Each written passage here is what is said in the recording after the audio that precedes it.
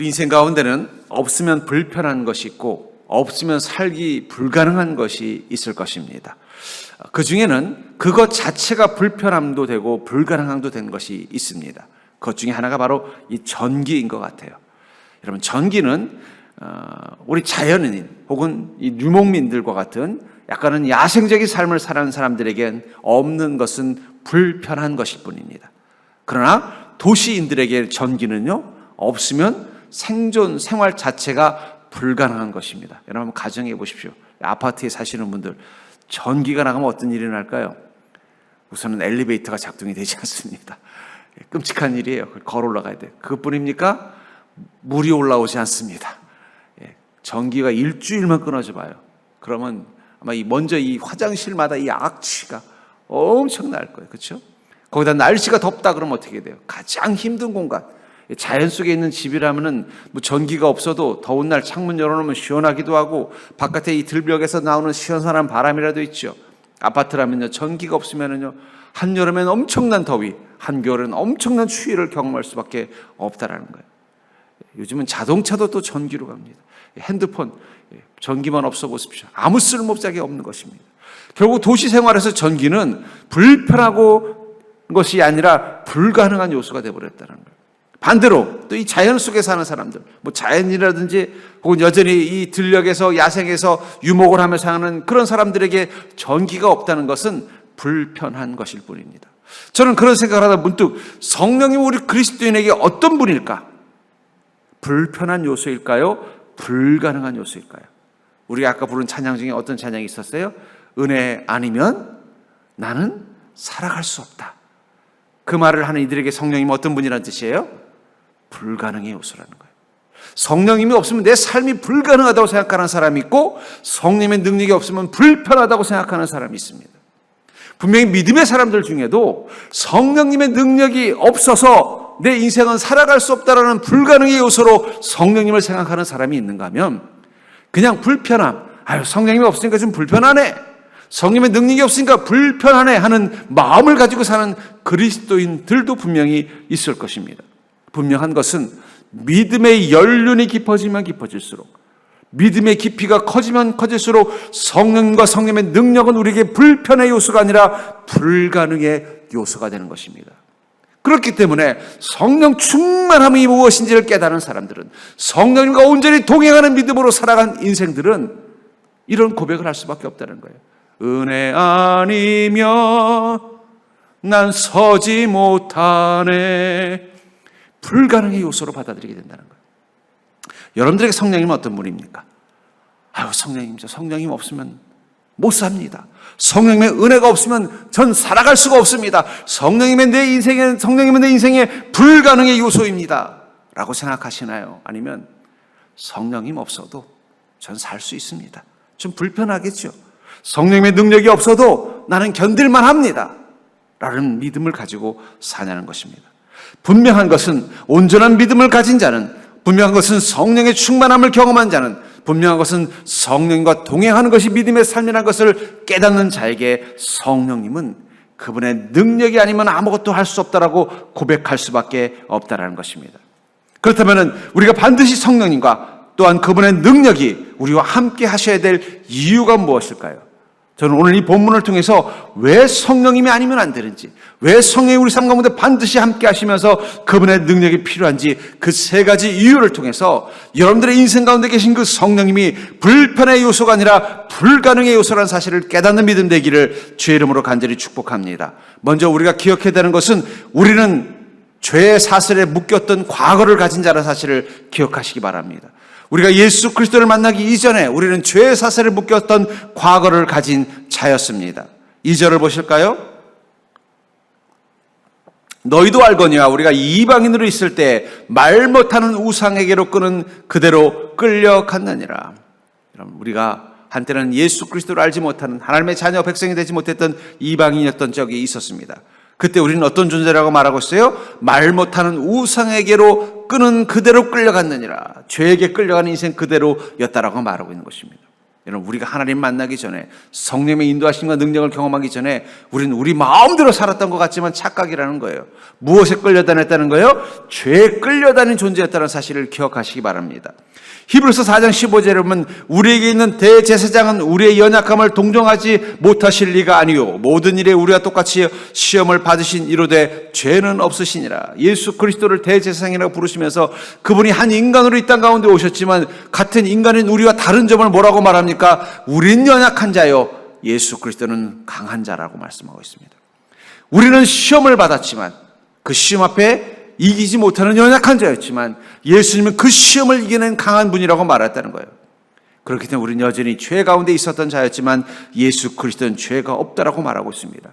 그것을 통해서 예수 그리스도, 한 인간으로 오신 예수 그리스도와 같은 인간인 우리의 차이점이 보이는 것입니다. 우리는 어떤 자라는 거예요? 이미 죄가 있는 자요 그 죄로 말미암아 시험 앞에서 속절없이 무너지는 연약한 자라고 말하고 있다는 거예요. 여러분, 우리는 얼마나 연약한 자인지를 기억하셔야 합니다. 이 연약하다라는 말이 헬라어로 아스테네이아라는 말을 쓰는데 이 말은 허약하다, 병약하다, 결점, 우둔하다는 뜻을 가지고 있어요.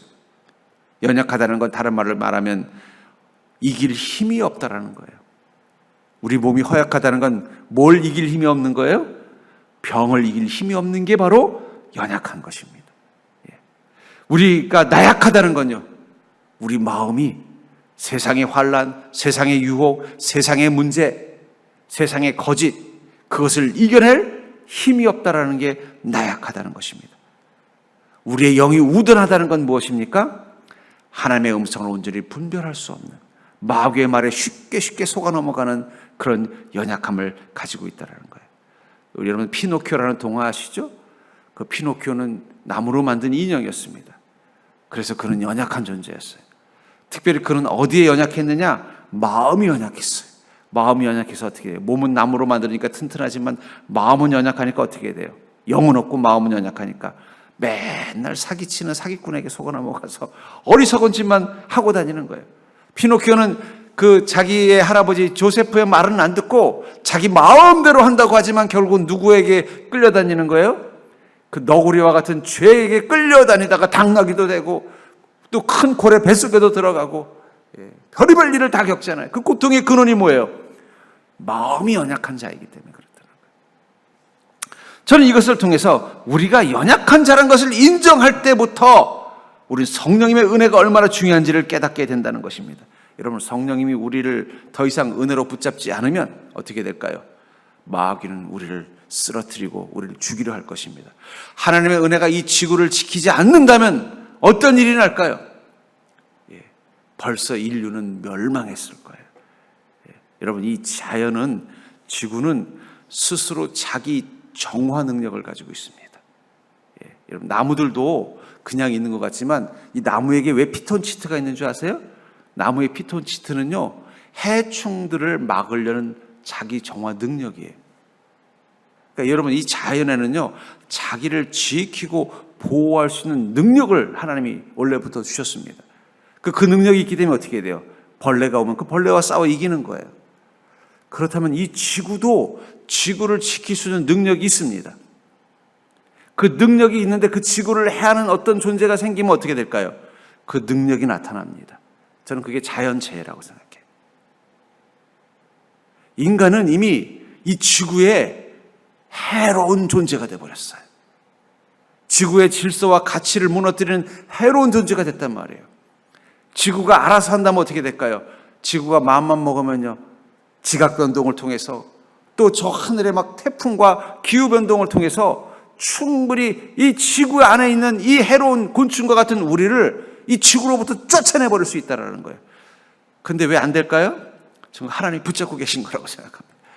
저는 자연재해가 올 때마다 하나님께서 그 은혜의 손을 놓지 않으셨으면 좋겠다 기도합니다.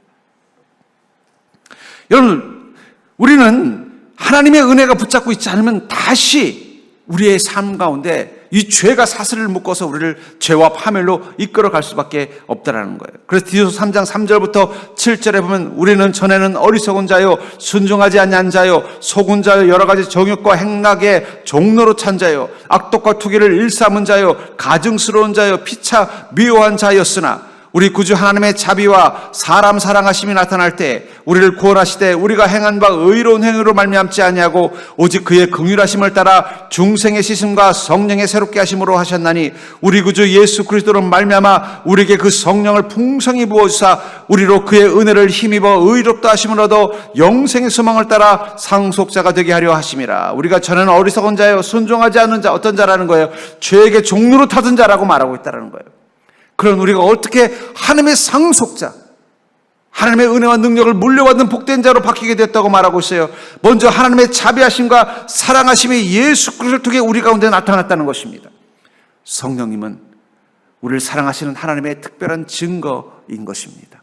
여러분들, 이 할아버지가 된 사람들이요, 할머니가 된 사람들이 손주가 태어나면 뭐 하는지 아세요? 손주를 위해서 예쁘게 방을 꾸며주고 또 그 손주가 있을 수 있는 또 좋은 물건들을 다 준비해 주는 것처럼 사랑은 특별한 배려와 이 돌봄이 있다면 하나님께서 우리를 사랑하실 때 어떻게 하신다는 거예요? 성령님을 통해서 우리 삶을 구체적으로 인도하시고 지키시고 보호하시는 가운데 있다는 거예요. 그래서 중생의 씻음과 성령의 새롭게 하심, 하나님께서 우리를 주의 자비와 사랑하심으로 이제는 더 이상 죄의 종로로 타는 자가 아니라 하나님의 상속자로 만들기 위해서 하시는 일 중에 하나가 뭐라는 거예요? 우리를 죄로부터 깨끗게 하시고 성령을 통해서 우리를 새롭게 하셔서 우리를 거듭난 자로 만들어 주신다는 거예요. 그리고 또 6절에 뭐라고 말하겠습니까? 우리에게 그 성령을 풍성히 부어주사. 성령을 풍성히 부어준다는 것은 성령의 은혜와 관심이 우리 삶 가운데 가득하다는 것을 의미하는 것입니다. 성령님이 우리와 함께 하시는 그 순간, 하나님의 사랑이 우리와 함께하는 그 순간 우리를 새롭게 거듭나서 하나님의 상속자의 인생을 살 수 있도록 우리 가운데 함께 하시고 역사하실 때 특별히 중요한 것은 성령님께서 우리를 새롭게 하시고 성령님의 능력을 우리 가운데 풍성히 부어주심을 통해서 이제는 죄의 노예가 아니라 하나님의 상속자로 살아가게 만들어 주신다는 거예요. 그러니까 여러분, 우리가 성령 충만한 이유는 무엇입니까? 그래야만 이 죄의 사슬로부터 완전히 벗어나서 죄의 때를 벗어버리고 하나님의 자녀로서의 거듭난 삶을 살 수 있게 되기 때문이라는 거예요. 그 작업 중이라는 거예요. 이제 명절이 곧 다가오고 있지 않습니까? 옛날엔 저 어릴 적만 해도 이 명절이 되면 꼭 하는 일이 있습니다. 명절 설세기 바로 추석이나 설세기 바로 전날 가는 데가 있어요. 목욕탕에. 목욕탕에 그냥 아버지 따라 가면은요, 그냥 온몸을 그냥 물속에다 한 30분, 1시간 푹 담가가지고 때를 빡 밀면 그냥 때가 엄청 많이 나왔었어요. 요즘은 세신사들이 이렇게 하지 않습니까? 세신사들이 때를 탁 밀 때 등 밀고 나면 어떻게 해요? 그럼 돌아 누우라는 뜻이에요. 지금 우리 그런 시간이라는 거예요. 하나님께서 우리를 상속자로 온전하게 만들어 주시기 위해서 성령님을 우리에게 성령을 통해 우리를 새롭게 만들어 주실 뿐만 아니라 성령의 은혜와 능력을 풍성히 부어줘서 우리를 어떻게 하는 거예요?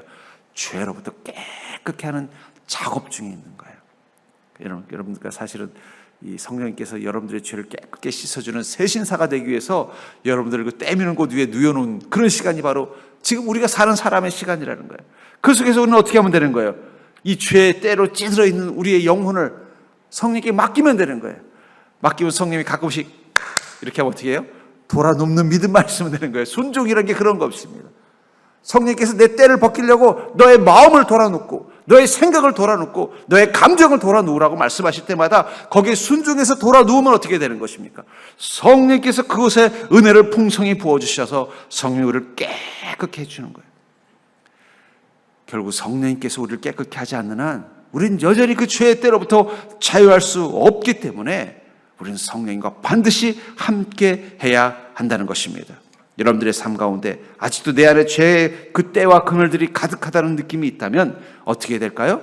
더욱더 성령님께 내 삶을, 내 생각과 내 감정과 내 의지와 내 인생을 맡기고 성령님께서 그것들을 깨끗게 하시도록 요청하는 믿음 되기를 주의 이름으로 축복합니다. 두 번째, 우리가 반드시 성령님과 그분의 능력이 우리와 함께 하셔야 되는 이유가 무엇인가? 그것은 성령님의 말에는 은혜와 능력이 가득하기 때문이에요. 성령님의 말씀 속에는 은혜와 능력이 가득하기 때문에 우리는 그분과 늘 함께 해야 한다는 것입니다. 3절을 보면은 그러므로 내가 너에게 알리노니 하나님의 영으로 말하는 자는 누구든지 예수를 저주할 자라 하지 아니하고 또 성령으로 아니하고는 누구든지 예수를 주시라 할 수 없느니라. 하나님의 영은 성령님을 말하는 것입니다. 성령으로 말하는 자, 우리가 새롭게 거듭난 자가 된다는 것은 성령으로 말하는 자가 된다는 거예요. 성령으로 말하는 자는 결코 예수를 저주하지 못한다. 그 말은 뭐예요? 예수 그리스도를 바로 알고 그분을 증거하는 인생을 살 수밖에 없다라는 거예요. 또 성령께서 그 마음 가운데 주장하셔야만 어떻게 돼? 예수를 주님이라고 말할 수 있다라는 거예요. 그 말은 뭘 말하는 것입니까? 성령 충만한 자가 된다는 것은 더 이상 이제 내 입술과 내 마음과 내 생각과 내 삶을 컨트롤하는 게 내가 아니라 누구라는 것입니까? 성령님이 된다는 거예요. 성령 충만한 순간 성령님께서 나를 컨트롤하시기 시작합니다. 그럼 나의 생각과 나의 말과 나의 행동을 누가 컨트롤하시는 거예요? 성령님이 계속 컨트롤하신다는 거예요. 그러면 내 입에서 나오는 말은 성령님의 말이 되는 것이고 내가 고백하는 것들 속에는 성령님의 뜻이 담기는 것입니다. 그러니까 이 선지자들은 어떤 사람들이에요? 성령의 충만함을 통해서 그 입을 통해서 성령께서 말하는 자, 그게 선지자가 되는 거예요. 그럼 우리 시대 선지자는 누구일까요? 우리 만인 제사장직이라고 하지 않습니까? 우리 모두가 다 선지자가 될 수 있어요. 성령님께서 우리 입술의 주인이 돼서 성령님께서 말씀하시도록 할 수 있는 믿음이 되면은 그 순간 우리 선지자가 되는 것입니다. 근데 중요한 것은 성령께서 우리와 함께 하실 때, 우리를 지배하고 다스리실 때 그냥 우리를 강제적으로 지배하지는 않는 것 같아요. 예레미야서 20장 9절에 보면은 내가 다시는 여호와를 선포하지 아니하며 그의 이름으로 말하지 아니하리라 하면 나의 마음이 불붙는 것 같아서 골수에 사무치니 답답하여 견딜 수 없나이다. 예레미야가 뭘 말하는 거예요? 성령이 충만한 순간 나는 내 마음이 불붙는 것 같아서 주님의 이름으로 말하지 않을 수가 없다라는 거예요. 여러분, 성령 충만한 사람은요, 어느 순간 내 입에서 하나님이 말씀하시는 걸 느끼게 되고 내 마음 가운데서 하나님의 생각이 느껴지기 시작하고 내 가슴 속에서 주님의 마음이 함께 공감되어지는 은혜를 경험하는 것입니다. 왜냐하면 그것이 바로 하나님과 하나됨, 일체됨을 경험하는 것이기 때문이에요. 그러니까 결국은 우리가 주님의 입술로 주님의 말을 선포할 수 있게 된다는 것은 성령께서 우리를 마음대로 강제로 조종하는 게 아니라 주님과 하나가 되는 것을 경험하는 것입니다.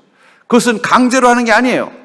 요나서 4장 2절에 보면은 요나가 이렇게 말하지 않습니까? 여호와께 기도하여 이르되 여호와여 내가 고국에 있을 때 이러하겠다고 말씀하지 아니하였나이까? 그러므로 내가 빨리 다시스로 도망하였사오니 주께서는 은혜로우시며 자비로우시며 노하기를 더디하시며 이내가 크시사 뜻을 돌이켜 재앙을 내리지 아니하시는 하나님이신 줄 내가 알았음이니이다.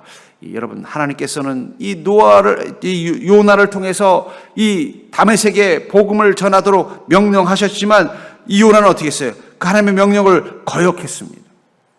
그러니까 여러분, 무조건 하나님께서 우리 안에 오신다고 해서 우리를 마치 무슨 좀비가 움직이게 하시는 게 아니에요. 우리 자아가 반응하는 것입니다. 거기에 기쁨으로 순종하면 우리의 입술을 통해 우리의 마음을 통해서 성령께서 행하시고 말씀하시는 거예요. 그러나 거역하면은요, 거절하면은요, 또 멀어지게 되는 것입니다. 성령 충만한 건 어떤 거예요? 결국은 나와 성령님이 하나가 되는 걸 경험하는 거예요. 우리 젊은 사람들이 어디 가다가 우리 뭐 먹을까? 근데 옆에 있는 친구랑 나랑 같이 짜장면! 그럼 뭘 해요? 요즘은? 옛날에 저희 때는 찌찌뽕 그랬는데 요즘 뭐라고 하는지 모르겠습니다. 그 순간 뭘 느끼는 거예요? 너랑 나랑 생각이 통했구나.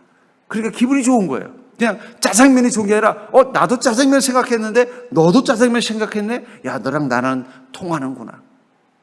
그게 바로 성령 충만이라는 거예요. 성령님과 내가 통하는 걸 느낄 때,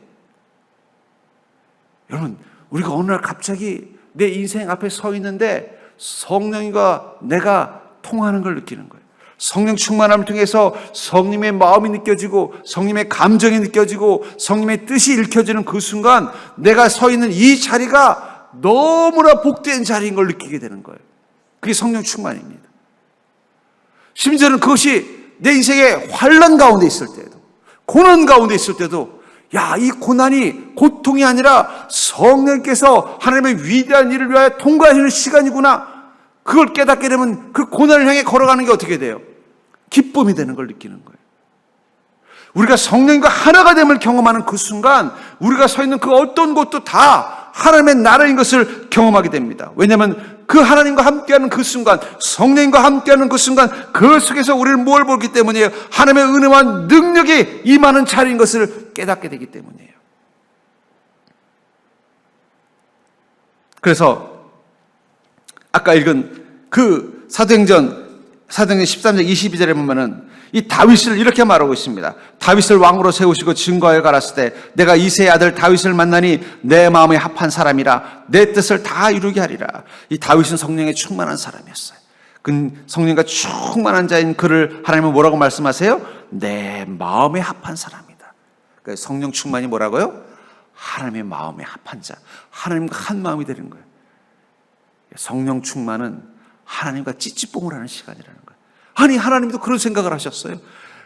하나님도 그런 생각을 하신 게 아니라 우리가 하나님과 같은 생각을 한 거죠. 하나님도 그런 마음이셨군요. 하나님도 그런 마음이 아니라 우리가 하나님의 마음을 알게 된 거예요. 하나님도 그렇게 하기를 원하시고 계시는군요. 그 순간 우리는 내가 하는 일이 어떻게 돼요? 그게 어떤 일이든 기쁘고 감격스럽고 행복한 일이 되는 거예요. 이 윤동주 시인이 예수 그리스도를 뭐라고 표현한 줄 아세요? 행복한 사나이다. 십자가라고 하는 그 길이 행복한 사나이의 길이라고 말했어요. 왜 그랬을까요? 십자가의 고난의 길이지만 그 길은 어떤 길이에요? 하나님과 함께 한 마음이 되어서 하나님의 위대한 계획을 위해서 하나님과 함께 고통받는 시간이기 때문이라는 거예요. 그게 행복이라는 거예요. 여러분들, 어떻게 예수 그리스도는 십자가의 고통을 감당하셨는가? 예수님이니까? 아닙니다. 우리도 예수님처럼 십자가 위에 올라갈 수 있습니다. 저는 이 교회사를 보면요, 예수님처럼 십자가에 올라간 수많은 그리스도인에 관한 기사를 봐요. 멀리 이스라엘 땅 아니어도 대한민국 땅에도 그런 분들이 있었어요. 6.25 때 예수님을 믿는다는 이유로 죽임을 당했던 그리스도인들이 있었습니다. 그들은 한마디만 하면 돼요. 나는 이제부터 예수 안 믿겠습니다. 예수님을 한 번만 저주하면은요, 살려주겠다라는 그런 조건 앞에서도 어떻게 해요? 나는 예수님을 부인할 수 없습니다. 그리고는 죽음을 선택한 그리스도인들이 많았어요. 어떻게 그렇게 가능했을까요? 그것은 이 길이 내 입술이 성령님의 마음과 뜻을 따라서 고백하기 때문에, 그냥 한 인간으로서 나를 죽이겠다는 그 공산군 앞에서 예수님을 한 번만 부인하고 저 십자가를 한 번만 밟고 지나가면은 내가 너의 목숨 살려주겠다 한 인간이라면요, 그 두려움을, 그 죽음의 두려움을 이길 수 없는 거예요. 근데 그 순간 성령 충만한 거예요. 그 순간 그는 자신이 아니라 예수 그리스도가 되어 서 있는 것처럼 느껴질 것입니다. 2000년 전 예수님께서 저 십자가에 달리셨던 그 예수님이 지금 이곳에 계신다면 분명히 그 총 앞에 자기의 목숨을 내어놓겠구나. 예수님께서 나와 지금 함께 이 죽음 앞에 같이 함께 십자가에 오르자고 말씀하고 계시는구나. 그 기쁨 가지고 예수님을 끝까지 부인하지 않고 그걸로 인하여 죽는 것도 두려워하지 않았다라는 거예요. 그게 바로 성령 충만함의 능력입니다. 그래서 그런 다윗이 내 마음에 합한 사람이기 때문에 어떻게 했다는 거예요? 내 뜻을 다 이루게 하리라. 저는 이 말이 너무 기쁩니다. 여러분, 다윗이 산 인생이 뭐라는 거예요? 하나님의 뜻을 다 이루는 인생이었다는 거예요. 여러분, 그리스도인이 복된 인생이라는 게 뭘까요? 내가 내 인생을 통해서 하나님의 뜻이 이루어지는 것입니다. 여러분들이 가정을 돌보는데 그게 하나님의 뜻이 이루어지는 가정이라면, 여러분들이 직장 생활을 하는데 그것이 하나님의 뜻을 이루는 직장 생활이라면, 여러분들의 일생을 살아가는 게 하나님의 뜻을 이루는 일생이라면, 그것이 어떤 일이든 어떤 상황이든 그것은 복된 것이고 성공한 거 아닐까요? 세상 사람들에게 성공이라는 것은 남들보다 더 큰 힘을 갖는 것이고, 남들보다 더 화려한 인생을 사는 것이고, 남들의 존경과 추앙을 받는 자가 되는 것이 성공입니다. 그래서 더 부자가 되려고 노력하고, 더 권력자가 되려고 노력하고, 더 사람들에게 존중과 존경을 받는 지혜와 매력을 가진 자가 되려고 노력을 합니다. 그러나 그리스도인에게 성공이라는 건 뭘 말하는 거예요? 하나님의 뜻이 이루어지는 인생을 경험하는 거예요. 요셉이 애굽의 총리가 된 것은, 그것은 가난한 히브리족, 천박한 히브리족의 이 아들로 태어난 그 한을 풀기 위해서도 아니고, 자기를 버린 형들에게 복수하기 위해서도 아니고, 무엇을 위해서예요? 하나님의 뜻을 이루기 위해서였다는 거예요. 요셉은 자신이 총리가, 애굽의 총리가 돼서 자기 앞에 도움을 요청을 한 그 형님들, 정말 이 기근 가운데서 죽을 수밖에 없었던 그 가족들을 다 애굽으로 데려와서 거기서 편안하게 살게 하면서 나중에 이제는 아버지가 돌아가시고 형님들이 이 요셉에 대한 두려움을 가지고 우리를 혹시 해칠까 봐 두려워서 요셉에게 다시 사과하러 왔을 때 뭐라고 말합니까? 아이, 걱정하지 마십시오. 하나님께서는 모든 것을 합력해서 선을 이뤄서 비록 내가 형님들 때문에 어려움을 겪었지만 하나님 그것을 통해서 어떻게 이 많은 백성을 구원하게 하시기 위해서 나를 부르신 것입니다. 여러분, 그리스도인이 언제 위대해지느냐? 그게 어떤 상황이든 그것이 하나님의 뜻을 이루기 위해서 성령께서 나를 이것으로 인도하고 이끌고 있다는 사실을 깨달았을 때, 설령 그것이 지금 내 인생에 남들이 보기에는 실패 혹은 고통, 어려움, 환난이지만, 그러나 성령이 내 마음에 뭐 어떤 음성을 주는 거예요? 얘야, 너는 지금 나의 뜻을 이루기 위해서 나와 함께 이 힘든 시간을 통과하고 있는 거란다. 그 음성을 듣는 순간 우리 마음엔 두려움은 사라지고 낙심도 사라지고 평안이 임하는 것입니다. 세상 사람들의 낙심, 세상 사람들의 근심, 세상 사람들의 두려움의 근원은요, 힘을 잃어버리고 능력을 잃어버리고 명예를 잃어버리고 권력을 잃어버리고 부를 잃어버리는 것입니다. 그러나 우리의 근심과 우리의 두려움과 우리의 낙심은요, 하나님의 뜻과 멀어지는 인생이 되는 거예요. 세상 사람들이 자기 삶에 대해서 만족하고 안정을 갖고 그리고 자신감을 가질 때는요, 잃어버린 힘을 회복하고 잃어버린 권력을 회복하고 잃어버린 부를 회복하고 잃어버린 능력을 회복할 때일 것입니다. 그러나 우리 그리스도인은요, 하나님의 뜻이 내 삶 가운데서 이루어지고 있다는 사실을 깨달을 때라는 거예요. 여러분, 우리가 세상 사람들과 우리가 불안을 다루는 방식이 다릅니다. 근심을 다루는 방식이 다릅니다. 두려움을 다루는 방식이 다르다는 거예요. 세상 사람들은 그 두려움이 세상에서 가져야 되는 힘과 지혜와 능력을 잃어버린 것에 대한 두려움이기 때문에 그 두려움을 해결하려면 어떻게 해야 돼요? 잃어버린 것을 다시 찾아야 돼요. 그들의 근심은요, 자기가 힘을 잃어가서 그것 때문에 다른 사람들에게 혹은 내 상황 가운데서 내가 가지고 있는 것들을 빼앗기고 없어지면 어떻게 되나 하는 그것이 근심이라면 그것을 회복하는 방법은 어떻게 돼요? 다시 잃어버리지 않고 찾으면 되는 거예요. 그럼 우리 그리스도인들은요, 인생의 근심 앞에서 하나님께서 내 마음 가운데 주시는 마음이 있다는 거예요. 뭐예요? 네가 지금 이 어려움 겪고 있는 것, 그것은 나와 함께하며 나의 뜻을 이루기 위해서야. 이 음성 들으면 근심이 사라져요. 상황은 달라지지 않았는데, 어려움은 달라지지 않았는데, 그 음성이 들리고 내 입에서 그 고백이 나오는 순간 우리 마음의 근심은 사라지고 우리 안에 두려움은 사라지고 우리 안에 평안이 임하고 우리 삶의 새로운 소망과 기쁨과 감사가 임하는 것입니다. 저는 그게 성령님께서 나의 입술 가운데 주인 되어 준다는 거예요. 분명히 여러분들도 믿음 생활하다가 인생 살다가 어려운 일 겪을 때 있죠. 하는 일이 뜻대로 되지 않고 오히려 내 상황 가운데 세상 사람들은 당연히 근심하고 걱정할 수밖에 없는 인생의 풍랑을 만날 때가 있을 것입니다. 근데 그 속에서 우리는 세상 사람들처럼 그 문제의 근원이 된 그것들을 회복시키는 것, 내가 다시 뭔가 이 경제적인 위기를 넘어가기 위해서 경제적인 문제를 회복시켜 나가고 또 내 건강의 문제, 내 육신의 문제를 회복하기 위해서 더 건강해진 모습으로 회복되고, 그것이 우리의 회복의 방식이 아니라 우리가 회복하는 방식은 뭐예요? 이곳에서도 하나님이 나와 함께 계심을 고백하고 이 삶이, 이 어려운 시간마저도 하나님의 뜻이 내 삶 가운데 이루어지는 과정이라는 것을 고백하게 되는 그 순간 우리는 그것을 극복할 뿐만 아니라 더 고귀한 존재로서 우리가 성장해 나가는 것을 보게 된다는 거예요. 그리고 그 순간 깨닫게 되는 거예요. 내 입술이 아니라 하나님의 입이, 내 마음이 아니라 하나님의 마음이, 내 감정이 아니라 하나님의 가슴이 내게서 느껴지는 그 놀라운 은혜의 경지를 경험하게 된다는 것입니다. 여러분들 중에 혹시 지금 인생의 문제 앞에 근심하는 심령이 있다면 우리가 이렇게 기도할 수 있어요. 주님, 나의 문제의 원인이 되는 것을 회복시켜 주시옵소서. 물론 주님의 은혜가 임한다면 그것은 회복될 것입니다. 그러나 주님께서 그 근심과 걱정을 주신 이유가 있을 거라는 거예요. 그게 뭘까요?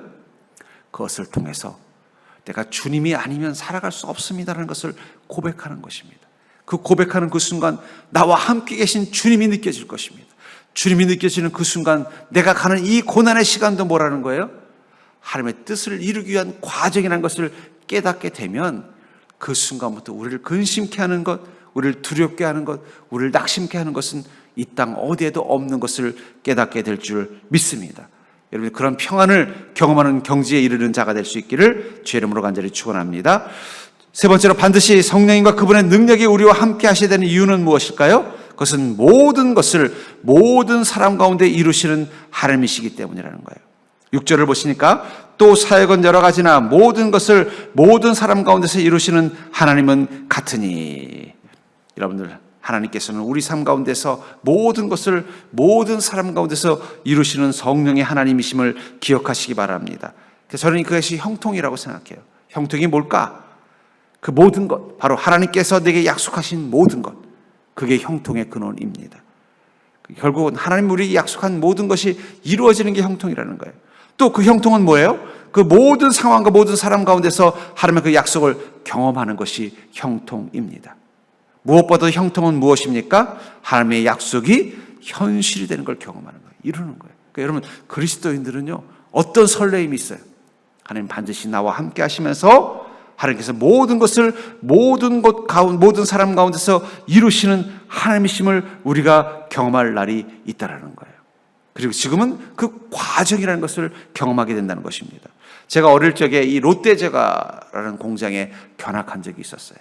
어리니까 뭐 과자 좋아하잖아요. 이 과자 한 봉지가 뭐 무슨 이 맛있는 과자, 야, 이 회사에서 이 과자를 만들었는 게 어떤 과자일까, 이런 마음 가지고 과자를 먹었는데 롯데제과를 견학을 갔어요. 갔더니 보니까 그 과자의 원료가 되는 뭐 밀가루나 이런 것들이 이 차로 들어오는 것부터 시작해가지고 그것을 막 그 정제하고 조리하는 이 모든 과정을 다 엄청나게 큰 공장이 한 봉지 과자를 만들기 위해서 저 끝에서 이쪽 끝까지 거의 100m가 넘는 그 긴 과정을, 그게 만들어져 가는 과정을 옆에서 보면서 너무너무 신기한 거예요. 근데 제가 거기 그게 인상적이었던 이유는 뭐냐면, 나는 그냥 즐기는 이 조그만 과자 한 봉지가 이 엄청나게 큰 공장에 엄청나게 긴 공정을 통해서 하나씩 하나씩 다음 공정을 향해 나아가야만 어떻게 되는 거예요? 그 과자가 되더라고요. 거기서 인상적인 게 있었어요. 보면 중간에 보면은 그 컨테이너 벨트를 지나가던 것들이 옆에 버려져 있는 게 있어요. 그건 뭐예요? 불량품인 거예요. 옛날에는 다 우리 직원들이, 일하는 근무자들이, 일을 하는 근로자들이 그걸 하는데 옆에서 보면서 이렇게 불량품들, 모양이 좀 잘못된 거라든지 혹은 하다가 뭐 이렇게 제대로 조리가 안 된 건 어떻게 돼? 다 이렇게 빼내는 게 보이는 거예요. 옆에 쌓여 있어요. 내가 그냥 가게에 가서 쉽게 뜯어서 먹는 한 봉지의 그 과자, 이 롯데제과에서 나는 이 과자가 그냥 있는 게 아니라 그 긴 공정 속에서 잘못된 것들을 걸러가면서 하나씩 하나씩 만들어져 가면서 이 봉지가 됐고, 그걸 내가 누리는 것을 통해서 깨달은 게 뭐냐면, 우리 인생의 형통이 그냥 주어지는 게 아니에요. 우리 인생의 형통이 어쩌면 이 한 봉지의 과자와 같은 거라면, 한 인간이 우리에게 주어지는 이 형통이란 하늘의 복이 한 봉지의 과자라고 한다면, 그것은 그냥 이루어지는 게 아니라 성령님의 거대하고 엄청난 은혜와 능력이 그 삶 가운데 공정 속에서 이루어지기 때문에 누리게 된다는 거예요.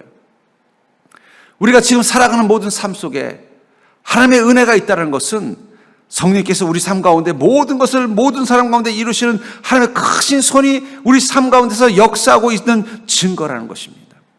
우리는 그것을 그냥 너무 쉽게 기도하면 응답받으니까, 간구하면 주님이 주시니까, 내가 바라면 하나님께서 역사하시니까 그걸 누리지만, 그건 그냥 이루어지는 게 아니라 성령의 그 모든 과정 속에서 합력해서 선을 이루시는 성령의 능력이 그 자리에 있었기 때문에 가능하다는 거예요. 그 사실을 깨닫는다면 우리는 어떻게 되겠어요? 제가 그걸 보고 나니까 더 롯데제과 과자를 좋아하게 됐습니다. 원래 저는 혜태제과를 더 좋아했는데 그거 보고 나니까 롯데제과를 더 좋아하게 되더라고요. 그러면서 깨달은 거예요. 이게 그냥 과자가 아니구나. 그 큰 공장에서 그 100m가 넘는 그 공정 속에서 엄청나게 많은 그 근로자들이 이 절차를 통해서 내가 만들어지는 거라는 걸 깨닫고 나니까 그게 더 귀해진 것처럼, 우리가 주님 주시는 은혜를 우리 삶 가운데 경험하는 그 과정 속에는요, 하나님께서 모든 것을 모든 사람 가운데 이루시는 하나님의 큰 일들이 우리 삶 가운데 경험되는 거예요. 그게 바로 합력해서 선을 이루시는 하나님의 은혜와 능력이 우리 삶 가운데 있다라는 증거입니다. 그 속에서 우리는 어떻게 되겠어요? 시편 57편 2절에 보니까 내가 지존하신 하나님께 부르짖으며 곧 나를 위하여 모든 것을 이루시는 하나님께로다. 여러분, 우리가 하나님께 부르짖을 때 어떤 일이 일어난다고 말하고 있어요? 곧 나를 위하여 모든 것을 이루시는 하나님, 우리와 함께 계신 성령 하나님, 우리가 그 하나님을 통해서 경험하는 이 은혜라는 한 봉지의 과자와 같은 한 봉지는요, 그냥 존재하는 게 아니라 나를 위하여 모든 것을 이루시는 하나님의 전심이 들어있다는 거예요. 여러분, 하나님께서 여러분에게 주시는 그 은혜는요, 그냥 하나님께서 가지고 계시는 수많은 은혜와 능력 중에 일부분을 떼서 가볍게 주시는 게 아니라 모든 것을 이루시는 하나님의 그 전심이 그 안에 들어있는 것입니다. 그 가치를 깨닫고 나면은 주님이 주시는 은혜가 얼마나 소중하겠어요. 그렇죠? 그 가치를 깨닫고 나면 주님 주시는 은혜가 얼마나 소중하겠냐는 것입니다.